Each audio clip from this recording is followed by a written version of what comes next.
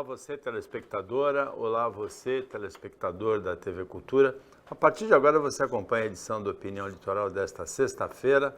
Vão analisar, comentar as notícias com você, dois advogados, o Roberto Mohamed e o Ronaldo Serápicos. E a primeira das notícias que a gente vai comentar é uma notícia de grande impacto, Mohamed. O Condesb aprovou um plano de desenvolvimento urbano integrado para a Baixada Santista que vinha discutindo, acho que desde 2014. É piada? Boa tarde. É para rir? Boa tarde. É para rir? Condesb é uma piada, é plano. Eles vão aprovar o plano e nenhum cumpre. Pô, né, teve uma lei aprovada recentemente na Praia Grande sobre o Uber. E aí se discutiu no Condesb a necessidade de fazer uma legislação uniforme em todas as cidades. Porque é lógico, porque você pega um Uber em Santos, vai para São Vicente, você pega um Uber em Santos, vai para Praia Grande, a Praia Grande para Peruíbe, e assim por diante. E eu falei, é a coisa mais fácil que tem, porque o Condesb não tem papel legislativo, nem normativo. Eu falei, é simples, se decidem entre os prefeitos no Condesb fazer que o executivo mande, de cada cidade, mande um projeto para a Câmara idêntico ao de Praia Grande, por exemplo, que eu acho que foi muito bem feito, com recomendação de urgência e que não façam emendas. Para quê? Para que as leis fiquem todas iguais. Como todos os prefeitos mandam nas suas respectivas câmaras, não haveria problema. Então, por um simples ato de tomar uma decisão, você teria uma legislação uniforme, acabou o problema. Fizeram isso, Paulo? Não. Fizeram nada. Agora, os caras aprovam um plano, falam, olha, eu estou vendo uma coisa, os prefeitos que se reúnem no Condesb perderam o senso de ridículo, entendeu? Era melhor não ter feito isso para não fazer papel de palhaço daqui a um ano, porque esse plano não vai servir para nada. Boa tarde, Paulo Schiff, boa tarde, Roberto, sempre direto, né, rápido no corte. Mas eu senti um certo sarcasmo na sua pergunta, né, Paulo Schiff, quando você perguntou, notícia bombástica que vai mudar muito a vida do cidadão. Veja, o Condesb tem que executar a sua tarefa, faz parte das suas atribuições ter um plano de desenvolvimento regional, mas no final o que interessa é o que o Roberto acabou de falar. Você tem que ter resultado prático. Plano só no papel não significa que isso vai ser executado, que vai acontecer. Então, a gente não critica que o Condesb faça os planos, né? O que a gente precisa é que acompanhe alguma realização prática, útil, esse tipo de evento. Então, o exemplo que o Roberto deu também foi perfeito. Vamos pegar um item, né? Tira um item da frente. É importantíssimo para a região metropolitana, eu sempre falo isso, são dois itens que são prioritários porque são estritamente metropolitanos na nossa região. É saúde, porque a gente sabe que as pessoas moram numa cidade e precisam ir se internar ou fazer tratamento em outra. Santos é um polo, já gerou briga entre os prefeitos, mas Santos tem que cumprir esse papel. Santos tem que receber mais recursos e cumprir esse papel centralizador, de repente fazer a alta complexidade em Santos e mais recursos para a baixa complexidade nos municípios, mas faz parte de uma região metropolitana você ter um polo. Então saúde é um. E o segundo é transporte, porque as pessoas precisam também poder escolher onde morar e onde trabalhar. E numa região tão próxima como a nossa, geograficamente, é super satisfatório que você possa, por exemplo, procurar uma casa numa região mais barata, onde você possa ter um bom apartamento por um preço menor do que Santos, por exemplo, e possa vir trabalhar em Santos. Para isso, você precisa de transporte. Então, o exemplo que ele deu do Uber é perfeito. Você tem que unificar. O sujeito não pode sair de Praia Grande com uma legislação, aí vir a Santos, depois a São Vicente e cumprir 3 legislações diferentes, né? Então, eu acho que o que ele fala é exatamente isso. Faz o plano, mas apresenta alguns resultados práticos. E esses resultados práticos dependem de bom senso, vontade de fazer, porque se os prefeitos realmente tiverem essa boa vontade, eles conseguem convencer as câmaras, mesmo que não tenham esse poder todo sobre a Câmara Municipal. A gente sabe que o poder de convencimento do Executivo hoje é muito forte sobre o Legislativo. Eu fui irônico, eu brinquei com isso, pelo seguinte, o plano começa a ser discutido em 2014. Em 2017 começa a ser elaborado. Em 2023 é aprovado e o prazo de implantação até 2030. De 2014 a 2023 foram 9 anos. Para 2030 falta só 7. Não, então, na verdade, mais da metade é absurdo. Veja bem como eles são piadistas. Eles são piadistas. Eu não sabia que eles eram piadistas. Quer dizer, ruins, né? Porque nem vocação para isso servem. Quando começa o plano diretor, não tinha VLT. Não tinha VLT. O Porto não estava sucateado, depois de 4 anos numa gestão feita para privatizá-lo. A situação das estradas era completamente diferente. Aí eles chamam isso de plano. Quer dizer, foi que nem o Código Civil, né? Quando foi aprovado o projeto, o novo Código Civil já tinha 30 anos no Congresso e ele já nasceu velho, precisando ser reformado. É a mesma coisa aí. E os caras não têm senso de ridículo, eles transformam isso em notícia. Chegaram para o assessor de imprensa, tadinho, que não é fácil ser assessor de imprensa do Condesb, né, bicho? Aí chegaram para ele e falaram, divulga aí que nós trabalhamos, aprovamos o plano. Que plano? Para você fazer um planejamento, um prazo de 6 meses é mais do que suficiente. 9 anos não tem nenhum sentido um negócio desse, né? Não tem nenhum sentido. Você tira a credibilidade do mais da projeto. metade do prazo da implantação se passou 9 anos antes da aprovação. Já superado, porque agora você tem... Olha, nesse tempo, a Ponte dos Barreiros foi para o espaço. O VLT tomaram a decisão errada, porque cabia ao Condesb ele determinar, não era a EMTU, o prefeito de Santos falar, não, vem em mim que aqui pode tudo, beijar na boca e tal. Aqui ele falou aqui, não, oferecer a obra, eu como prefeito de Santos tenho que aproveitar. De graça tem injeção na testa, mas é ele que está pagando a conta do ônus político. É onde eu falo, a gente às vezes acha que o cara é inteligente, o cara é esperto. Não. O que tem de burro se elegendo na política é uma coisa absurda. Agora, o grande problema é, este plano diretor tinha que estar dizendo o seguinte, MTU, de agora em diante, você só faz qualquer ligação entre cidades ou de tal, se for lá com o Condesb. Porque a gente viu aqui, a prioridade era levar o VLT para a área continental de São Vicente. E de lá ir direto para o litoral sul. É onde você tem carência de transporte. E é para onde Santos, a cidade maravilhosa, que tem uma qualidade de vida suíça, eu só não sei aonde, mas tem. Eu já expliquei aqui, esses indicadores, prêmios que Santos entra e tal. Gente, o que mais tem na Prefeitura de Santos é marqueteiro. Porque essas listas de qualidade de vida, disso, são a partir de dados enviados pela Prefeitura. Ou seja, uma cidade que não existe. Não é aquela que você vive, que eu vivo, que o Ronaldo vive, o Paulo vive. Então não acredite nessas coisas. Isso é marketing.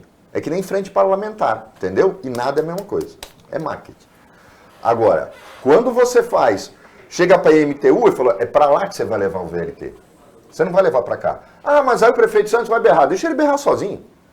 Os outros estão integrados nisso. Porque todos os prefeitos do Litoral Sul sabem que é muito mais fácil puxar depois um BRT integrado para sair da área continental de São Vicente para pegar o Litoral Sul até Peruíbe. Agora, o Condesb se preocupou em chegar e pressionar o governo do estado e dizer, pô, você toma a decisão sozinho quando tem que atingir todo mundo, depois você diz que não tem dinheiro para fazer até a área continental de São Vicente, que acaba atingindo Praia Grande, acaba atingindo Cubatão, atinge todo mundo. As pessoas esquecem, cara, São Vicente está colada em bairro de Cubatão. As cidades aqui não conseguem pensar sozinhas. Elas têm que pensar no coletivo. Elas têm que pensar na região. O Condesb não pode ser enfeite. E 9 anos é muito tempo, né? Agora, eu não usaria o adjetivo burro, como o Mohamed usou. Agora, eu tenho uma pergunta séria para o Ronaldo Serápicos. O Donald Trump, que tocou piano ontem lá, foi indiciado. Ele já leu algum livro na vida, o Ronaldo Serápicos? Eu olho para a cara dele e falo, esse cara nunca leu um livro na vida. Dizem que ele escreveu. Né? Não, eu vi o livro até, autografado pelo Trump. Uma vez um admirador dele falou, você fica falando que ele não leu, olha, até escrever ele. Mas é lógico que não foi ele que escreveu aquele livro, né? Eu li o primeiro livro que fez sucesso dele, A Arte da Negociação, eu li há muitos anos atrás, nos anos 80, e muitos anos depois o coautor acabou confessando que escreveu sozinho, porque o Trump tem um jeito de fazer as coisas desorganizado, né? O que não significa que ele não seja eficiente, porque ninguém chega a ser presidente dos Estados Unidos se não Como tiver... dizem os moradores dos Estados Unidos, é um self-made man, é um cara que se fez, né? Tudo bem, ele teve muita força. O Trump não é um cara que veio do nada e também não é um autodidata. Ele já nasceu bilionário, o pai dele já era bilionário. Mas é inegável que ele tem qualidades, ele consegue, no meio daquele caos que ele vive mentalmente, né, ele consegue resultados. É inegável que ele consegue resultados. Ele tem apoio de uma parcela significativa dos americanos, ainda hoje, com todos esses problemas, e se elegeu presidente dos Estados Unidos. É muita ingenuidade de qualquer um achar que você vira presidente dos Estados Unidos por acaso. É o homem mais poderoso do mundo. Então, ele tem qualidade, sim. E talvez uma delas seja exatamente essa, de conseguir, no meio dessa confusão toda, ter colaboradores que fazem a parte que ele não quer fazer e tomar as decisões importantes. É uma figura que, embora ele seja, às vezes, assim, até grotesco, né, e que passe essa imagem de arrogante, de talvez não ter cultura, seria ingenuidade nossa achar que não é um político que tenha qualidades, um empresário que tenha qualidades. O Ronaldo enrolou, não falou se o Trump leu o livro ou não. O Mohamed, depois do intervalo, explica.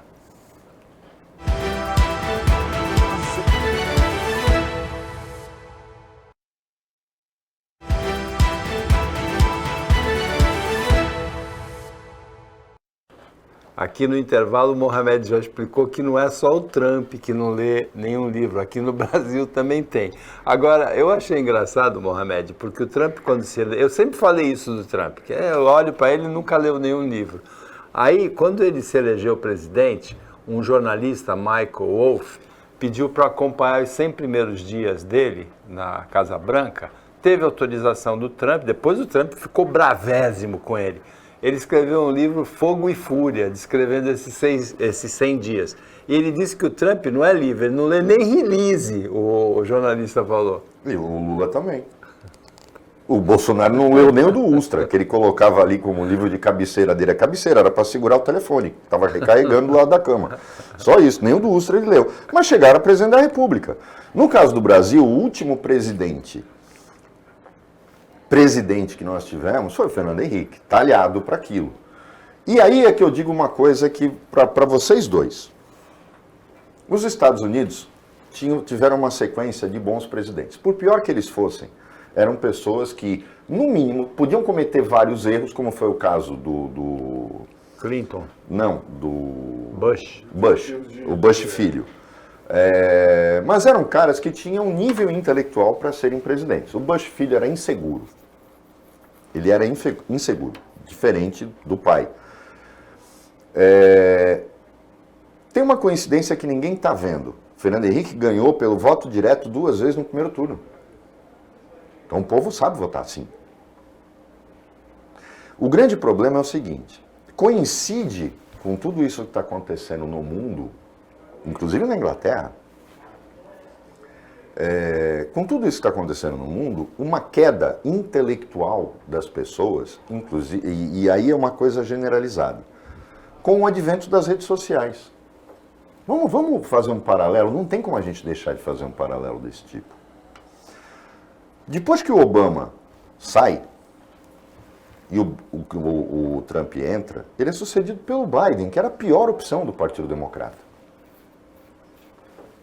A pior opção.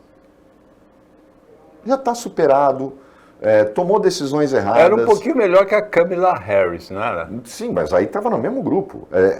E aí dizer, ele é melhor do que o Trump. Quando a gente olha agora para uma ameaça real que o Biden enfrenta, que o Trump vai acabar com a festa na Ucrânia. Ele já falou que não vai apoiar, não vai dar mais dinheiro para a Ucrânia na guerra. O Biden não tinha nada que se metido lá, porque na verdade o Biden provocou aquilo.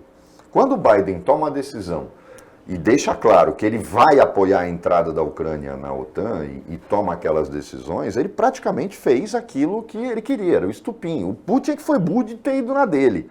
Talvez baseado em informações erradas, não imaginava que a guerra fosse durar tanto. Mas se você olhar os Estados Unidos hoje, tanto do ponto de vista econômico, o nível dos presidentes, tanto do Trump quanto do Biden, é muito mais baixo que era se você olhar para trás. No Brasil acontece a mesma coisa, na Argentina a mesma coisa. Esse doido que quer acabar com o peso, ele quer acabar vai ser o único país no mundo que não tem moeda própria. Olha o plano dele, ele quer dolarizar a Argentina. Dolarizar, né, ele não quer criar uma âncora cambial, como foi o nosso real. Ele quer acabar com o peso e usar dólar na Argentina. Quando isso acontece, o país abre mão de controlar a sua base monetária, porque ele não tem mais controle sobre a moeda. Olha o absurdo disso. Esse cara tem problema mental, mas ele corre o risco de ser eleito presidente da Argentina. E transformar a Argentina definitivamente num pária. O que está acontecendo é que as pessoas não pensam mais, Paulo. Eu não sei se o Ronaldo concorda. As pessoas não pensam mais, elas são movidas a mentiras. Elas são movidas pelo tribunal da internet, elas são movidas pela notícia falsa que vira verdade dentro das bolhas que se criam. Ninguém lê mais nada. Você falou de release, o release do Instagram, do Facebook é menor ainda do que o impresso que a gente recebia antigamente. Então, o que está acontecendo hoje é que as pessoas, o ser humano está se tornando medíocre. Eu não tenho medo da inteligência artificial. Eu tenho medo da burrice humana. Porque ela está chegando num ponto que você não consegue controlar mais. Não dá mais. Você não consegue saber o que move as pessoas. Que tipo de ambição elas têm. Que tipo de objetivo elas têm. O cara hoje faz uma faculdade de Direito e não gosta de ler.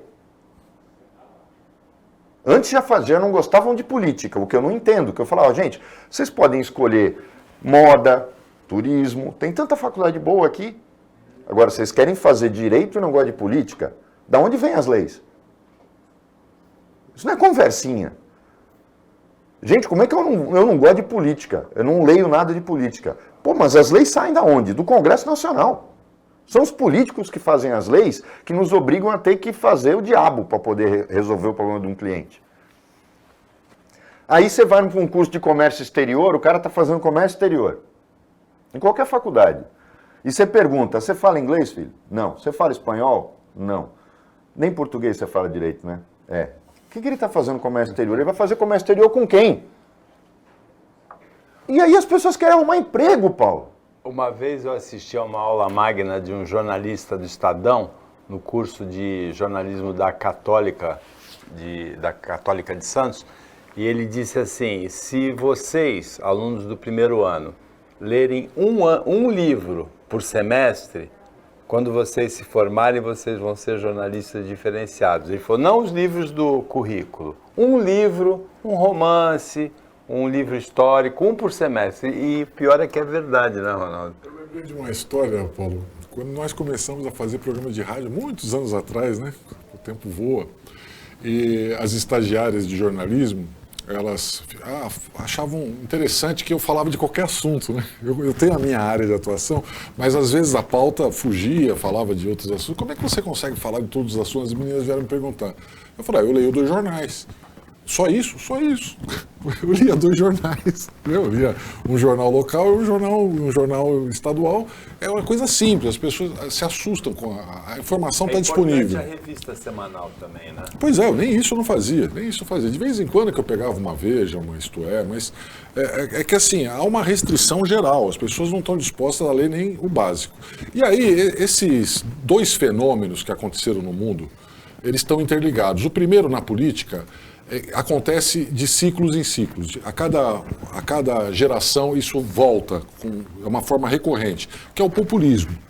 As pessoas gostam do candidato, do político populista. E você vai ver isso em várias partes do mundo acontecendo nesse momento, e não tem nada a ver com ideologia. Você tem populismo de direita em vários lugares do mundo, na Rússia, na Turquia, e você tem populismo de esquerda em outros lugares, como na Venezuela, como na América Latina está acontecendo, e aqui no Brasil está havendo uma alternância entre populismo de direita e de esquerda, mas as duas facções, os 2 lados da moeda, eu chamo de facções porque para mim não são a forma de governo ideal, são populistas, falam o que as pessoas querem ouvir, o que a plateia deles quer ouvir, não se preocupam com os problemas, se preocupam com o que o eleitor quer ouvir. E aí, o segundo item é exatamente o fenômeno das redes sociais, da internet e tudo mais. Porque antigamente a pessoa que não estava bem informada, ela tinha o parâmetro, ela tinha a referência. Então as pessoas que trabalhavam em volta do Paulo Schiff acreditavam na palavra do Paulo Schiff. O Paulo Schiff deu essas notícias aqui, tem essa opinião, você era uma referência. Em todas as áreas você tem referências. As pessoas mal informadas iam atrás da referência. Hoje a pessoa mal informada, ela acha que é bem informada, porque ela leu na rede social dela. Eu já tive numa mesa com 6 pessoas e o sujeito me deu uma informação errada. Eu expliquei para ele que estava errado, por isso, por aquilo, aonde tinha a informação correta. Aí ele começou a consultar as outras pessoas da mesa. As 5 achavam que a informação errada estava correta. Então a informação errada passa a ser verdadeira quando a maioria das pessoas do seu entorno acreditam nela. Então eu saí dessa mesa com a informação correta e totalmente desacreditado. Porque o cara que não tem vontade, não tem, tem a preguiça de não ir atrás da informação, é tão fácil, está no teu aparelhinho aqui, você entra e fala assim, olha, eu tenho 5 amigos que disseminaram a mesma mentira. Passou a ser verdade, acabou. Eu tenho um amigo para quem eu mandei ele me mandou uma notícia, eu respondi, isso aqui é notícia falsa, fake news. Ele falou, e daí? E me bloqueou. Ele perguntou assim mesmo, e daí? E bloqueou. Quer dizer, a pessoa quer acreditar naquilo. Agora, a gente começou com uma notícia questionável, né? Essa notícia regional do Plano de Desenvolvimento Integrado, depois de 9 anos ser aprovado. Tem uma notícia nacional, Mohamed. A CPMI decidiu propor delação premiada para o ex-ajudante de ordens do Bolsonaro, Mauro Cid. Já teve uma baita confusão, porque o advogado dele falou para a revista Veja que ele ia fazer essa confissão, né? Não era delação premiada, era confissão, que é diferente, né? E depois o advogado negou, a revista saiu com a capa disso daí, ficou desacreditada a revista. Agora, o que a CPMI tem que propor delação premiada para o Mauro Cid, hein? Porque a CPMI está perdida. Está perdida pelo seguinte, ela foi criada pela oposição. Porque achavam que iam usá-la contra o Lula. Só que a CPMI funcionou ao contrário, encalacrou o Bolsonaro. Ela fez prevalecer aquela regra que a gente cansou de falar aqui, CPMI você sabe como começa, você não sabe como CPI termina. E foi um tiro no pé. Porque encalacrou o Bolsonaro de uma forma absurda. Em contrapartida, lógico, a oposição fica valendo. A CPI do MST, você vê, eles são tão mal preparados, os deputados, que ela não avança. O Stedley foi lá, ninguém encostou ele na parede. O cara é um bandido. Então, porque o nível do nosso Congresso caiu muito. Ladrões sempre foram. Lá tá cheio de ladrões. Matar ladrões desde a máfia do orçamento, isso na ditadura era assim, esquece. Os anões? Os anões. Mas o nível intelectual baixou, porque tinham ladrões inteligentes, os bandidos inteligentes. Agora não. É baixo nível mesmo. É quanto eu levo. Não tem nem uma forma rebuscada de falar. Esse baixo nível vem porque o eleitorado baixou o nível também. E eu não me refiro a nível escolar. Eu não me refiro à alfabetização, eu me refiro à forma de pensar. Eu voto no cara por quê? As pessoas se vendem fácil, muito mais fácil do que antes. O crime não é punido. O TSE faz assim, ele sorteia quem a gente vai cumprir.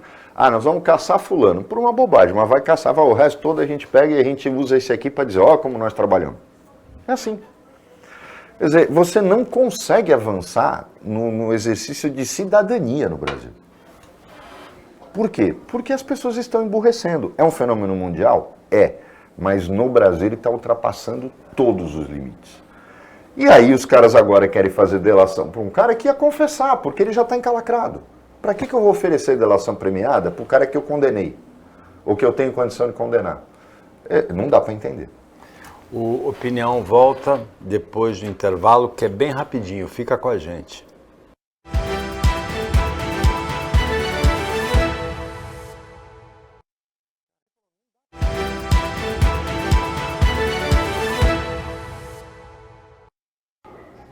Voltando com a opinião litoral, agora é o último bloco, o Ronaldo Serápicos e o Roberto Mohamed estão analisando as notícias com você.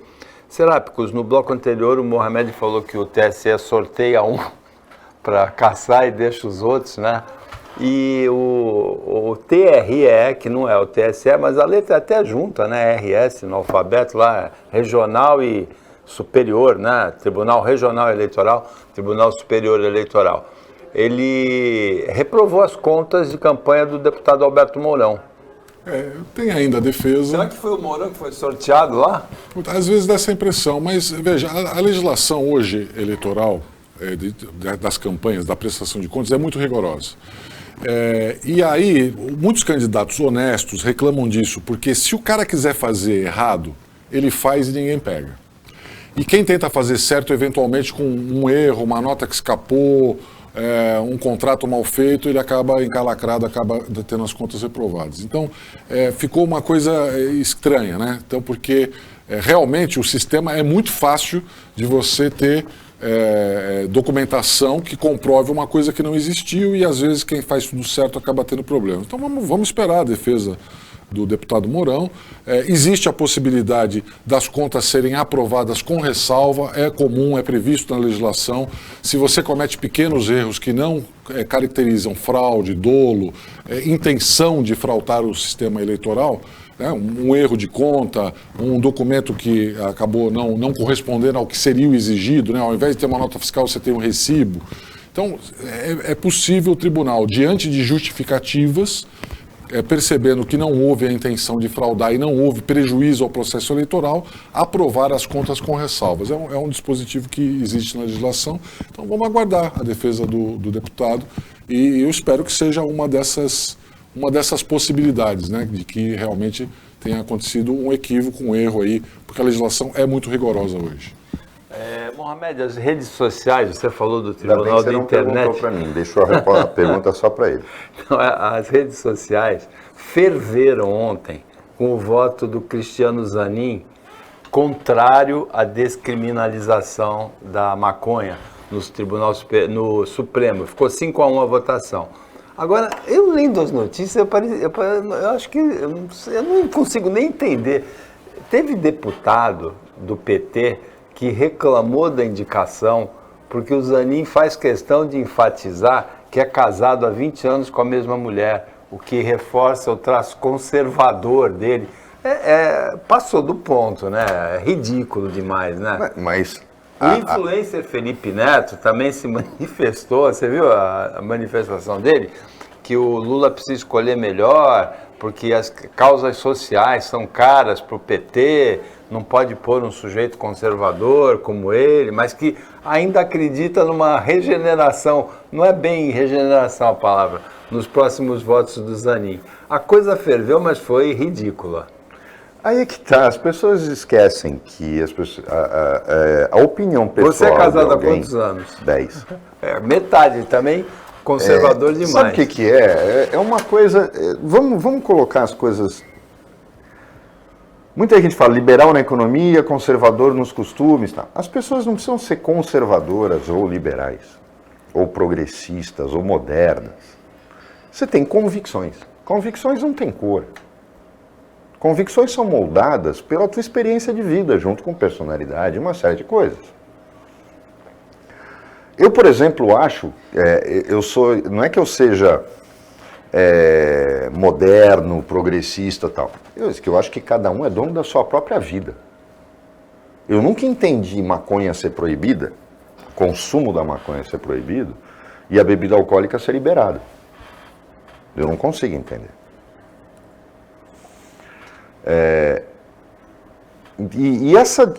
Essa colocação escrota de confundir tráfico com a liberação do uso. Falou, eu não vou prender uma pessoa porque está fumando um cigarro de maconha. Agora, a venda da maconha é proibida. Se o cara tá, pode parecer um contrassenso, não tem contrassenso nenhum. Eu não sei, as pessoas têm mania, essa bolha que critica o STF e oscila. Uma hora é da esquerda, outra hora é da direita. Esquece que os caras que estão lá não estão à toa. Eles leem. São pessoas preparadas. Você pode até achar que não tanto, mas são pessoas preparadas. Eu posso discordar do Alexandre de Moraes, mas eu não vou dizer que ele não tem condição de ser ministro do Supremo Tribunal Federal. Eu tenho que ter senso de ridículo. A mesma coisa a questão do Zanin. Eu já tinha dito aqui. Agora, um imbecil dizer que o cara casado há 20 anos é conservador, não, o cara casado há 20 anos significa que ele se dá bem com a mulher dele, que ele é um cara tranquilo. Ele não é um cara eternamente insatisfeito. Não tem nada a ver com ser conservador ou não. Eu conheço casais casados há 30 anos que frequentam casa de swing. Eles são conservadores? É claro que não. Mas eles se dão bem, os dois gostam da mesma coisa. Ou um gosta, o outro tolera. Porque também tem isso.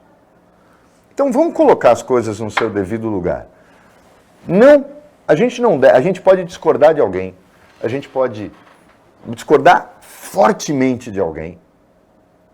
Você não pode perder o bom senso. Criticar o cara por causa de um voto baseado numa convicção dele que contraria o Cássio Nunes. Olhem só, o Cássio Nunes, que foi escolhido pelo Bolsonaro, votou a favor. Ou seja, é o ministro conservador.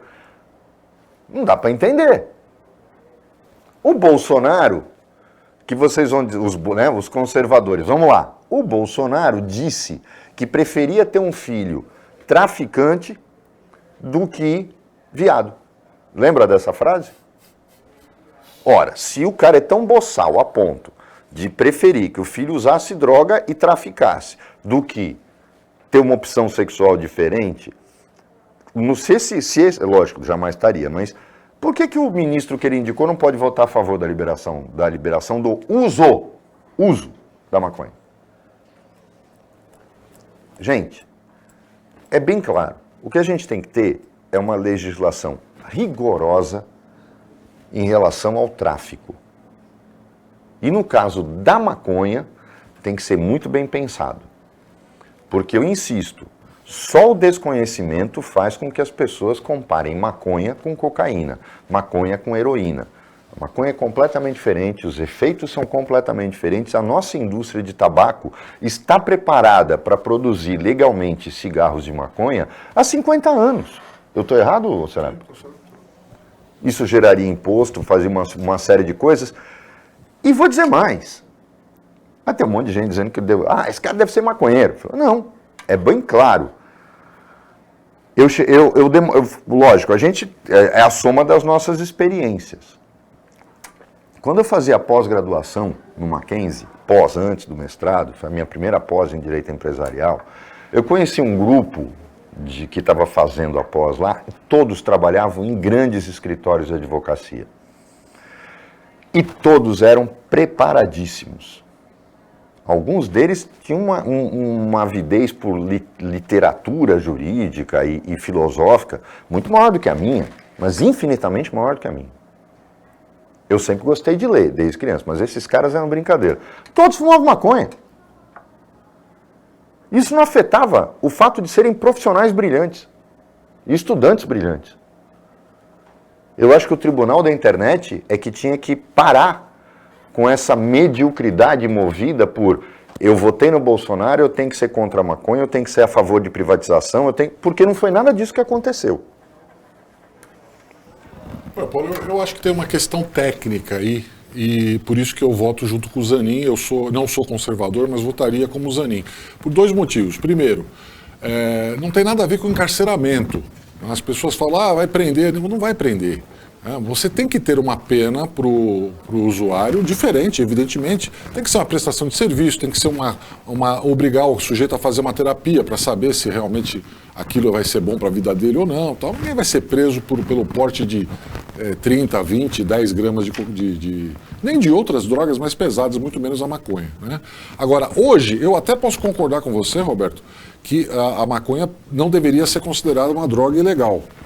Porque foi o que aconteceu nos Estados Unidos com o álcool, né? A lei seca proibiu as pessoas, e o que aconteceu? Estourou uma explosão de criminalidade, porque as pessoas queriam beber. Então, se nós chegarmos à conclusão que as pessoas querem usar maconha e é uma coisa que não faz mal à saúde, não posso nem falar de saúde, porque cigarro é legal, álcool é legal, tudo faz mal à saúde.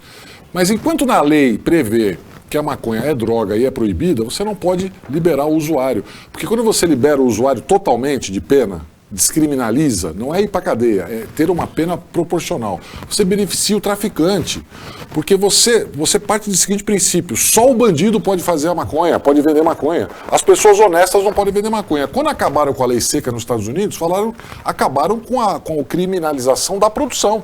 Então aí as grandes fábricas começaram a produzir novamente bebidas alcoólicas e as pessoas compravam de fontes legais. Esse sujeito agora, que não é mais crime ele ter lá as 30 gramas de maconha no bolso, ele vai comprar de quem?